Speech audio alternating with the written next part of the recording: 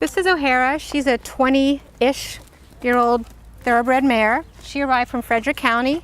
She needed more care than she was receiving.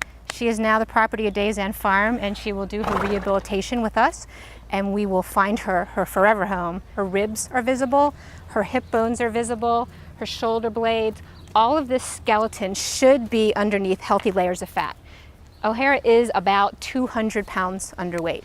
She also came in with some hoof disease that needed attention from a veterinarian, and her teeth needed to be attended to. This is fairly typical of a horse that's not being fed properly. So overgrown hooves and sharp, uneven teeth pretty much come hand in hand with horses at starvation cases. This is Nico. He is a 20-ish thoroughbred gelding who arrived with his buddy O'Hara.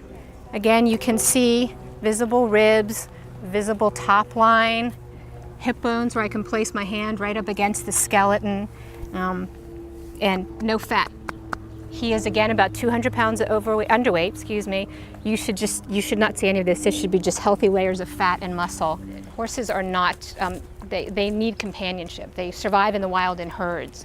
They do not do well on their own. So it's very important when horses come in pairs like this that we keep them where they can at least see each other for enough time to acclimate them and then gradually reintroduce them to the larger populations. It is extremely stressful being moved from place to place to place, so having physical sight of their buddy at all times, personally I think it helps sort of ease the transition a bit. When horses come in this condition, they move into a critical care program, which is fairly labor intensive. They're monitored, they have very specific diets, small meals several times a day, and they'll stay in the critical care program until they put on enough weight and regain health to move into what we call maintenance program. At that point, she'll be evaluated under saddle. We'll see what kind of training she needs. We'll get her that training, and she'll go up for adoption.